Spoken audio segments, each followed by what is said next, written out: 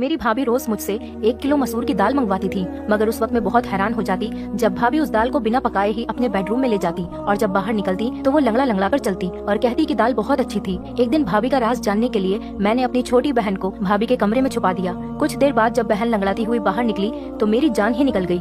आज शीतल भाभी ने मुझसे 1 किलो मसूर की दाल मंगवाई थी। मैं जैसे ही वो दाल लेकर घर पहुंची तो भाभी ने थैला मुझसे ले लिया और अपने कमरे में चली गई। मैं हक्का बक्का रह गई कि भाभी को क्या हुआ। अभी आधा घंटा ही हुआ होगा कि मेरे भैया ऑफिस से जल्दी घर आ गए थे। उनकी तबीयत खराब थी और मैं अपने कमरे में ही बैठी थी। भैया को देखकर मैं जल्दी से उठकर उनके पास आ गई थी। मुझे उनकी चिंता सताने लगी थी, मगर वो बोले थोड़ी देर आराम करूंगा तो ठीक हो जाऊंगा। फिर उन्होंने अपने कमरे में जाने के लिए दरवाजा खोलने की कोशिश की तो दरवाजा अंदर से बंद था। भैया को कुछ शक हुआ तो भैया ने दरवाजा पीट डाला, मगर कमरे से तो भाभी की कोई आवाज ही नहीं आ रही थी। भैया ने मुझे घूर कर पूछा शीतल कहाँ है और दरवाजा अंदर से क्यों बंद है। मैं घबरा गई और बोली भैया भाभी तो कमरे में ही है, शायद उनकी आंख लग गई होगी, हो सकता है भाभी आराम कर रही हो।